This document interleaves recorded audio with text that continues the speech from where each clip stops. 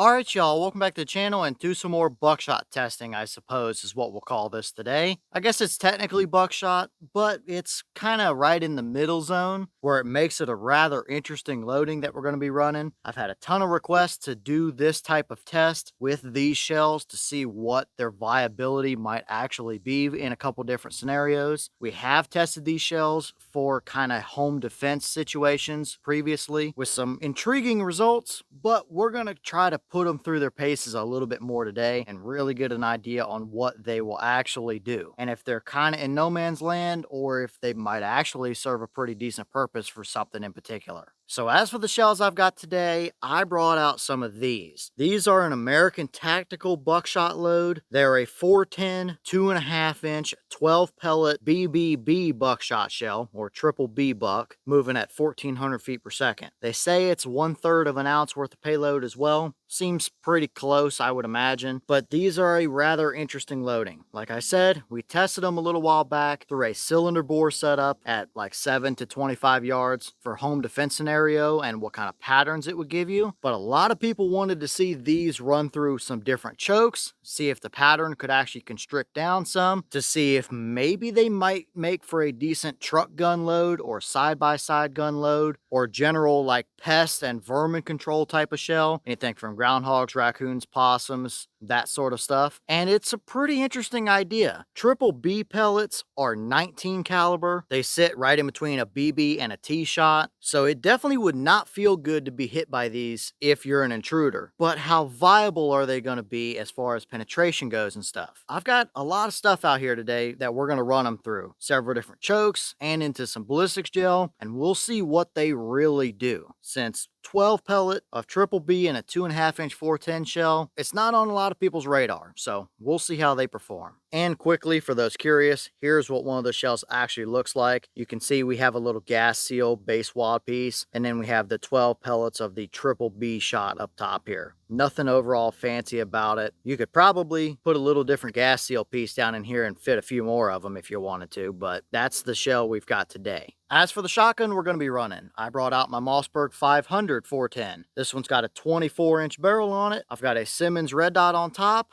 and we've got changeable chokes to work with, which is going to allow us to run kind of the full range and see what we get as far as pattern capability goes. So that means I've got all 4 of your typical common chokes out here today, ranging from cylinder to improved cylinder to modified and then finally full. So we'll be able to see what they do as far as pattern performance goes when we actually choke them down, since we've tested them through a cylinder bore before, but not any more than that. And I often get asked when I run tests like this with multiple chokes in that 500, where did you get a full set of chokes, what threads they take and stuff like that. The Mossberg 500 410s take the 1.9 inch long invector threads, not the 1.5 short invector like the Stevens take. Some places will also call them the wind choke threads. Anything that fits a CVA Scout or a Henry lever 410 will also fit a 500. So you can get several chokes off the Henry website for their 410s, and you can go on eBay and find full sets of like improved cylinder, mod, and full on there for pretty cheap. I think those might be labeled as the wind choke thread, but that's what this gun uses for chokes, for those curious. So as for our testing today, we've got 4 chokes and I've got 4 targets lined up downrange. We're going to be at a distance, at least to start with, at 25 yards. We'll take a shot through each one of our different chokes, starting at cylinder bore and moving up to full, and we'll see how the patterns perform. If we get something rather impressive, we may step it out to a little farther range and see what happens, but we'll cross that bridge when we get there. And then after we see what we got for pattern performance, I've got ballistics gel out here today too that we'll take a shot or 2 into, and we'll see what we get as far as terminal performance and penetration goes. But first, let's get you guys to view these targets. We'll start patterning them through different chokes and see where we're at there.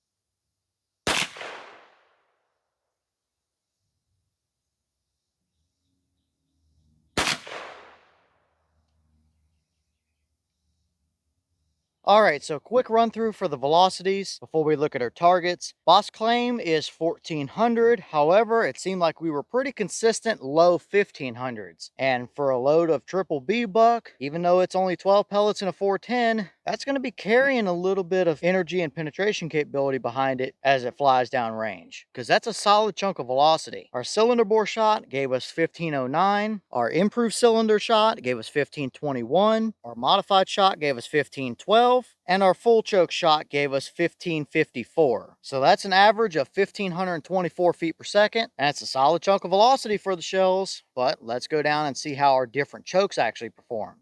All right, so here we are down at all 4 of our targets. I can't really show you guys a good view of all of them directly up next to each other. So what I'll do is I'll take some pictures and pop them up here on the screen as we're talking so you guys can see the actual comparison. Here's all 4 of them side by side, starting from cylinder bore on the left all the way over to full choke on the right. We obviously have one clear winner for sure in that full choke all the way over there on the right. It looks like what happened between our cylinder, improved cylinder, and modified choke is the overall size of kind of the scattered spread of pellets mostly stayed the same, but we might have started condensing our core handful of pellets down a little bit more each time until we got to our full choke, which actually gave more of the entire pattern a little more condensed area of shot, because that is a definite winner over there for sure. But first, we'll look up close here at our cylinder bore choke. We did have all 12 pellets of them on the target, just like with all of our patterns, although our 12th pellet is right up here where I have that arrow pointed to. Just a more broad, scattered area of shot. It's a pretty even area of spread, but not very condensed down. It's right at 27 inches overall from our farthest 2 pellets across. So, I mean, there's different scenarios where you might want a little more spread like that, but this is our most kind of just broad area of shot.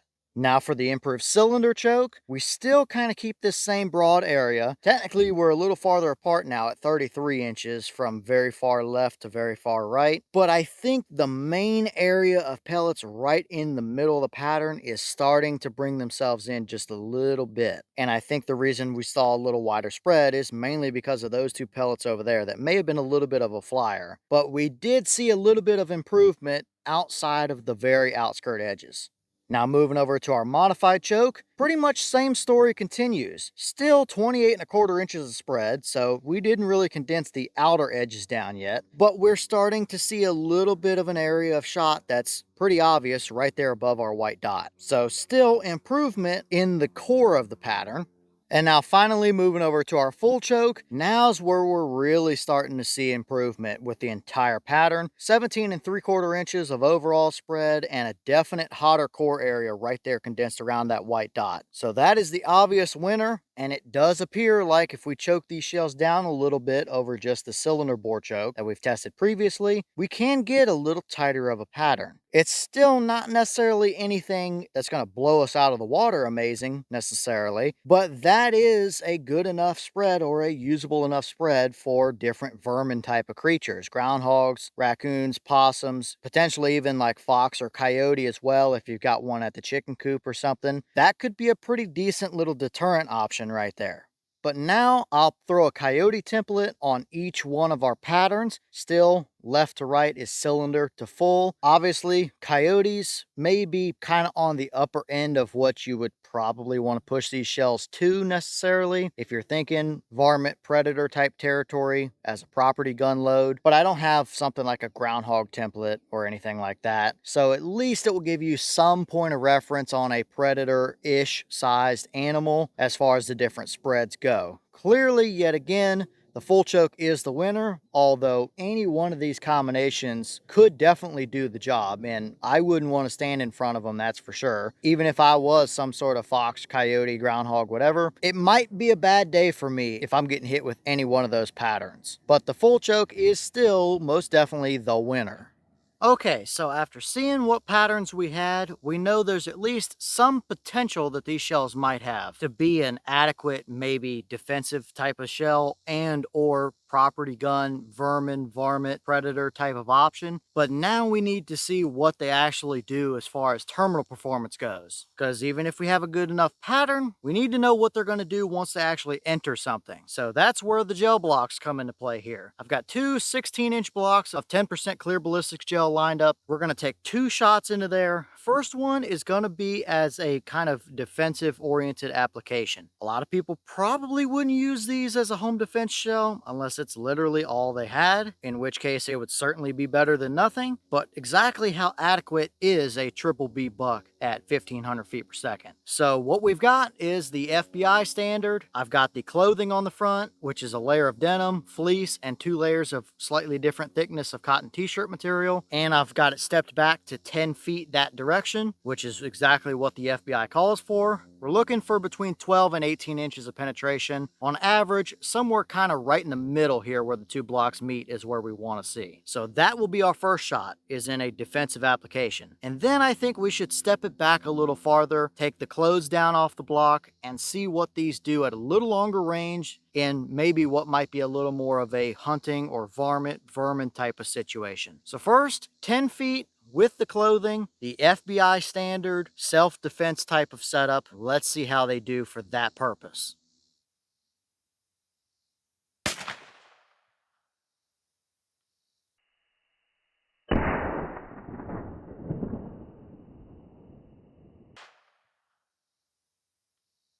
All right, so that shot gave us 1531 through the chrono, so we can actually calculate some potential energy numbers and stuff based on that as soon as we pull these projectiles out of the actual block here in a minute. But as far as our gel block performance goes, very interesting results. We had pretty much everything enter right up front, right where I kind of wanted it. It spread out. By the time we hit kind of the center of the first block, that big clump you see there is the green little gas seal base wad piece that's stuck in the gel. And we had all of our pellets carry on almost to the end of the first block. I think we did have a couple of them come out of the top here, but if I get you guys a little better view here where my tape measure is, you can kind of see that our base wad is stuck just past 6 inches, and most of our wound tracks carry out to between 10 and about 14 inches. And remember, we're looking for between 12 and 18 inches of penetration. So we had several pellets that were a little shy on penetration, but we had several of them that were kind of right where we want them to be towards the end of the block as well. So I would say adequate enough penetration. I wouldn't have minded to see them fly a little farther towards the end of the block, but really not too bad overall. And that was through our clothing barrier here as well. And we had a bunch of good hits right up there at the top mess. So for a defensive scenario, that's the kind of performance you're going to be getting. They're not going to leave massive wound tracks in the gel necessarily, just a bunch of them, and those pellets are not going to feel very good, that's for sure. It's going to make for a pretty nasty hospital visit if somebody actually survives it.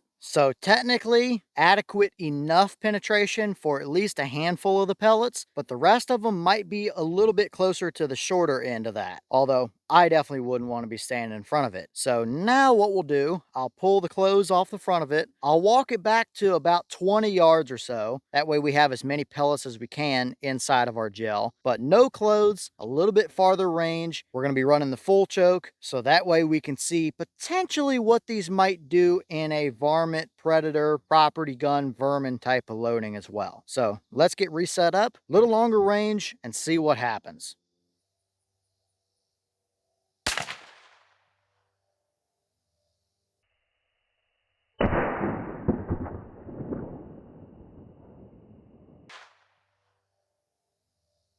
And that shot gave us 1556 through the chrono, so we can calculate some energy off of that as well, or at least muzzle energy for that particular shot. And now as far as our gel block goes, it is pretty similar as for results. I aimed a little bit farther to the right or a little bit closer to the camera from this particular angle so we could try and stay clear. We definitely had 2 of them stay nice and clear right up here. You see the 2 bigger ones right in the center of the screen. They're not actually bigger, it's just they're closer to the camera. But we had 2 definitely right there, and based on what I'm seeing here, these 2 are the 2 bullet tracks we're looking at. And I think we might have had another clear hole right in the center of our previous cluster. Other Other than that, I think there might have been one right up here at the top as well, but we probably had a few of them just around the edges here as well, but we can still see what we need to see. And if we look at these two, the farthest one out is sitting maybe just a tad tiny little bit shy of the 1 foot mark, and the other one is probably 11 and a quarter, something about like that. So still averaging right around the 1 foot of penetration mark, with or without the close at a little bit longer distance. Still pretty consistent, I would say. So adequate enough penetration for something like a varmint? Yeah, absolutely so. I think pattern capability is going to be your big factor here. Whatever you want to use these shells for, they would be good enough for a defensive scenario, but maybe not ideal or the best option there is. A load of triple aught in a 410 shell would probably be a better choice in my opinion, but they would be adequate enough, probably anyway, as a property gun, varmint, predator type of combination. But are you going to have the pattern capability to do what you want to do depending on your situation? I don't know. That would be up to you. So very interesting results in the gel blocks here, but I'll pull all of these pellets out and get a good up close look at them on the bench inside, and we'll go over some energy and measurements and stuff like that.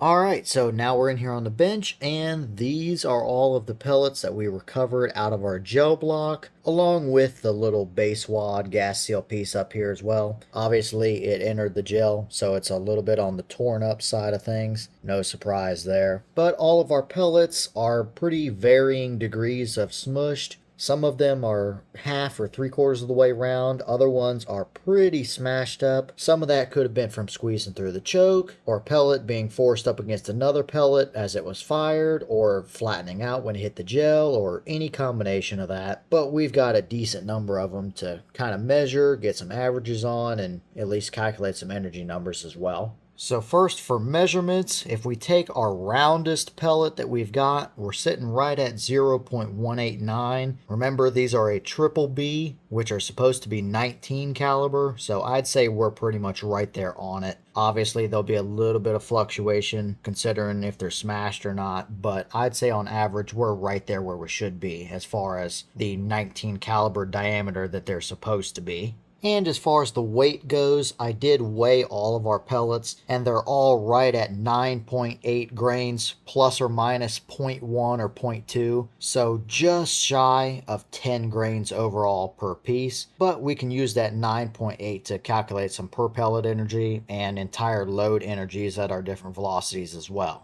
So after doing the calculations here after the fact as I'm editing, our first shot for the home defense scenario gave us 1531 for a muzzle velocity. At our 9.8 grains per pellet on average, that gave us 51 foot-pounds of muzzle energy per pellet. Multiply that by 12 that we have in the total load, and that comes out to 612 foot-pounds of muzzle energy for the home defense style shot that we took through the clothing. For the second shot we took at a little bit longer range, we had a velocity of 1556. Again, same 9.8 grains on average per pellet. At the handful more feet per second, we now have 53 foot-pounds of muzzle energy, and that shot would have given us 636 foot-pounds. So it seems like low to mid 600 foot-pound range is what you're pushing with these, which is adequate enough for home defense scenarios and property maintenance, varmint gun, pest control type of stuff. It's just going to come down to your pattern performance that you're getting, and if the penetration is adequate enough for you to want to use it for whatever situation that you may find yourself in.